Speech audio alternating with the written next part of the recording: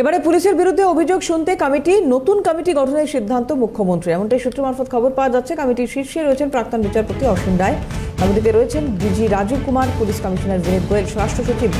পুলিশের বিরুদ্ধে অভিযোগ দায়ের করতে পারবেন সাধারণ মানুষ। এবার পুলিশের বিরুদ্ধে অভিযোগ শুনতে নতুন কমিটি গঠনের সিদ্ধান্ত মুখ্যমন্ত্রী, কমিটির শীর্ষে রয়েছেন প্রাক্তন বিচারপতি অসীম রায়, কমিটিতে রয়েছেন DG Rajeev Kumar, police commissioner Vineet Goyal, স্বরাষ্ট্র সচিব।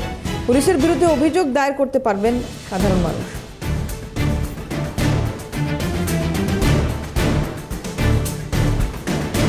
বিপ্লব চক্রবর্তী আমাদের প্রতিনিধি রয়েছেন টেলিফোনে। বিপ্লব, নজিরবিহীন ঘটনা।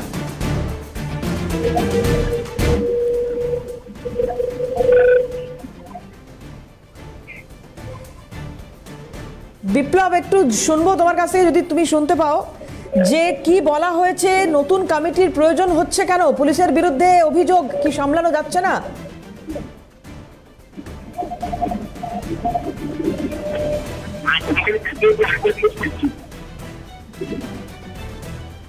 না, সম্ভবত যোগাযোগ বিচ্ছিন্ন হয়ে গেছে।